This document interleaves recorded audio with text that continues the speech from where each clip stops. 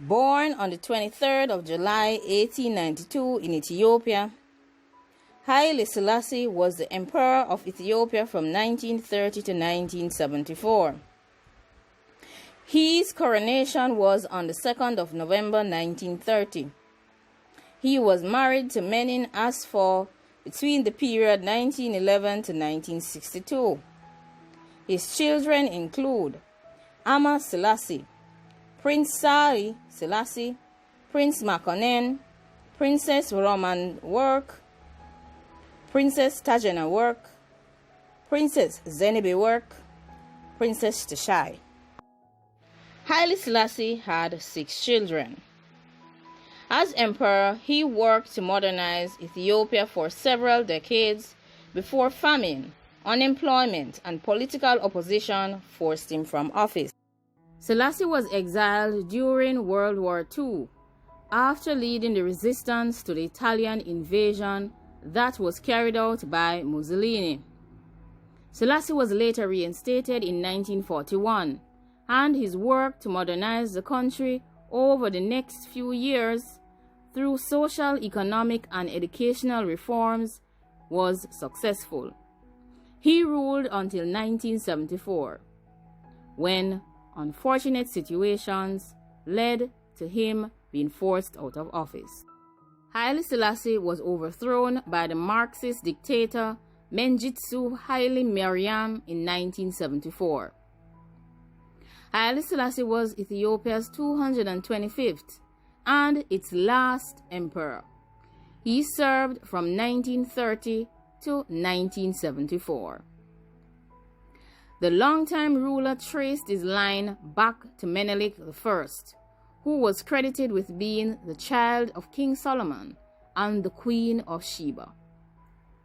Haile Selassie was born in a mud hut in Ejersa Gora on the 23rd of July 1892. He was named Lige Tafari Makonnen. He was the only surviving and legitimate son of Ras Makonnen, the governor of Harar. One of the most important allies that Haile Selassie's father had was his cousin, Emperor Menelik II. Emperor Menelik II did not have a male heir to succeed his throne, so Lige Tafari, or Haile Selassie I, seemed to be the best possible candidate. However, after the passing of Selassie's father in 1906, he was taken under the wings of Menelik, who guided him towards his destiny. In 1913, when Menelik II passed away, it was the emperor's grandson, Lige Yasu, and not Lige Tafari, who was appointed as Emperor of Ethiopia. Unfortunately, Yasu, who maintained a close association with the religion Islam, never gained favor with Ethiopia's majority Christian population. As a result of this, Lige Tafari became the face of the opposition movement, and in 1916, Lige Tafari took power from Lige Yasu and imprisoned him for life. The following year, Menelik II's daughter Zauditu became empress, and Tafari was named regent and heir apparent to the throne in Ethiopia. Because of Selassie's progressive ideas, he came to symbolize the hopes and dreams of Ethiopia's younger population. In 1923, he led Ethiopia into the League of Nations, and the next year, he traveled to Europe and became the first Ethiopian ruler to go overseas. His power grew, and in 1928, he appointed himself king, and 2 years later, after the passing of Zauditu, he was made emperor and assumed the name Haile Selassie, which meant power of the Trinity. Selassie was a strong leader, and over the next 40 years, he presided over a country and a government that was an expression of his personal authority. His reforms greatly strengthened schools and the police, and he instituted a new constitution and centralized his own power. In 1936, Selassie was forced into exile after Italy invaded Ethiopia. Haile Selassie became the face of the resistance as he went before the League of Nations in Geneva for assistance, and eventually secured the assistance of the British in reclaiming his country and reinstituting his powers as Emperor of Ethiopia in 1941. Haile Selassie continued to work towards the modernization of his country, Ethiopia.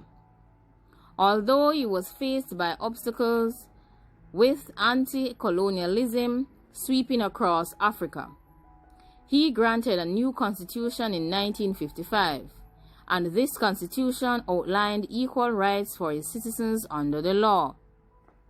However, this new constitution did nothing to diminish or decrease Haile Selassie's own powers. Haile Selassie made Addis Ababa the major center for the Organization of African Unity, which is now known as the African Union. He was the great-grandson of Haile Selassie of Showa and the son of Ras Prince Makonnen, who was a chief advisor to Emperor Menelik II.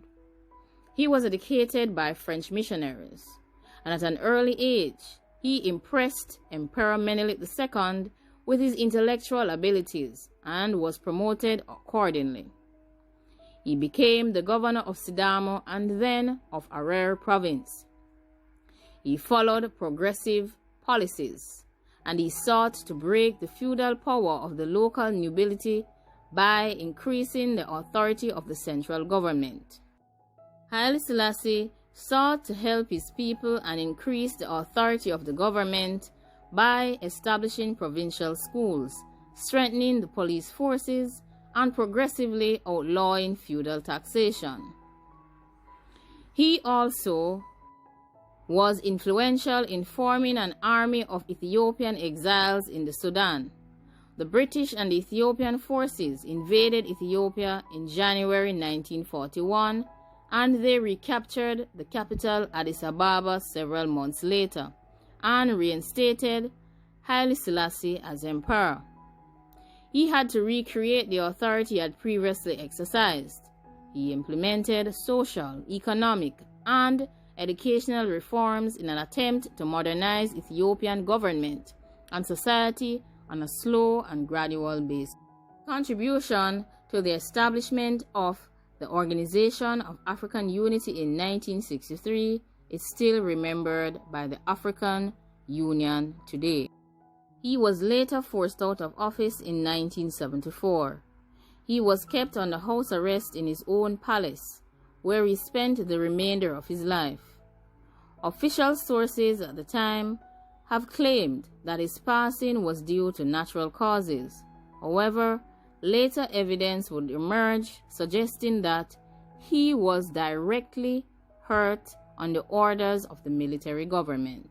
Haile Selassie is held in high regards as the Messiah of the African race by the Rastafarian movement. Books and articles that have been written about Haile Selassie I includes selected speeches of His Imperial Majesty Haile Selassie I, 1918 to 1967. Important utterances of His Imperial Majesty Emperor Haile Selassie I. A rare recording of Haile Selassie. Speeches of the Emperor Haile Selassie, His Majesty's words, the final testament, the coronation of His Imperial Majesty Emperor Haile Selassie, His Majesty's photo album. Selassie and his armies resisted the invasion of the country by Italy's Mussolini in 1935, and later he was forced into exile. After 6 years of brutal occupation of Ethiopia, the Italians were defeated by British and South African forces, and Selassie was allowed to return to his throne in Addis Ababa. The Rastafari movement in Jamaica took its name from Selassie's pre-coronation title, Rastafari Makonnen. In 1963, he played an instrumental role in the Organization of African Unity, which was a group of 32 governments which was established to promote African solidarity and had its headquarters in Addis Ababa. At the end of his reign in the 1970s, Tafari was the longest-serving head of state in power. He continued to enjoy international celebrity and popularity because of his relatively high global profile. Haile Selassie I was seen as the Messiah of the African race by the Rastafarian religion and was highly deemed as the one who could unify all Africans. The name of the religion comes from his name Rastafari, which translates to prince. Haile Selassie was a profound speaker. He has said, "We have finished the job. What shall we do with the tools?" Outside the kingdom of the Lord, there is no nation which is greater than any other. God and history will remember your judgment.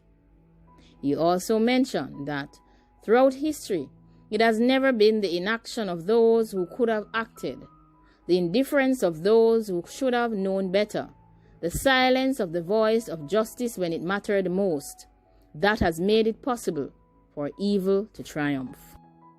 If a strong government finds that it can, with impunity, destroy a weak people, when the hour has struck for that weak people to appeal to the League of Nations to give its judgment in all freedom, God and history will remember your judgment. He also echoed the words of Marcus Garvey and stated, "An awareness of our past is essential to the establishment of our personality and our identity as Africans." Haile Selassie mentioned, "This world was not created piecemeal. Africa was born no later and no earlier than any other geographical area on this globe. Africans no more and no less than any other men possess all human attributes, talents, and deficiencies, virtues and faults. Thousands of years ago, civilizations flourished in Africa, which suffered not at all by comparison with those of other continents. In those centuries, Africans were politically free and economically independent. Their social patterns were their own and their cultures truly indigenous." Another quote from Haile Selassie says, "History teaches us that unity is strength and cautions us to submerge and overcome our differences in the quest for common goals, to strive with all our combined strength for the path to true African brotherhood and unity." He also mentioned that peace demands the united efforts of us all. Who can foresee what spark might ignite the fuse? Haile Selassie profoundly stated, "We all wish to live. We all seek a world in which men are freed of the burdens of ignorance, poverty, hunger, and disease, and we shall all be hard-pressed to escape the deadly rain of nuclear fallout should catastrophe overtake us. We must become bigger than we have been, more courageous, greater in spirit, larger in outlook. We must become members of a new race, overcoming petty prejudices, owing our ultimate allegiance not to nations, but to our fellow men within the human community." This has been an overview of the rise to the royal throne by Rastafari Makonnen, or Haile Selassie I. We have looked at his rise from childhood days to various prominent positions that he would have been placed in by the Emperor Menelik II. Also did an overview of his family, which includes his 6 children, 3 sons and 3 daughters, and his wife.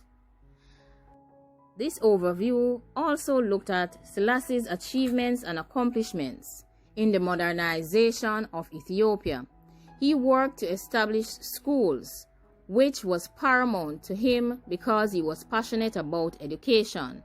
He also did some major modernization and reformatory work with the police forces and worked to ensure that there were also health reforms for his people. He wanted to elevate and empower the people of Ethiopia. He worked on developing and establishing the Organization of African Unity, which was directly developed for African countries to work together as a united force. Selassie led the resistance and fought against the Italian forces when they invaded in 1935. However, their methods were stronger than what he had, and however, sadly, he was forced into exile in 1936. He later bravely went to Britain and sought the assistance of the League of Nations, and later got the assistance from Britain and formed an army with other Ethiopian exiles and invaded Ethiopia and chased out the Italian forces. He continued his modernization and reform work in Ethiopia after he was reinstated in 1941. Later, he was forced out of office in 1974. Continues to inspire generations in the future and in current day. Like, comment, share, and subscribe. Thanks for watching.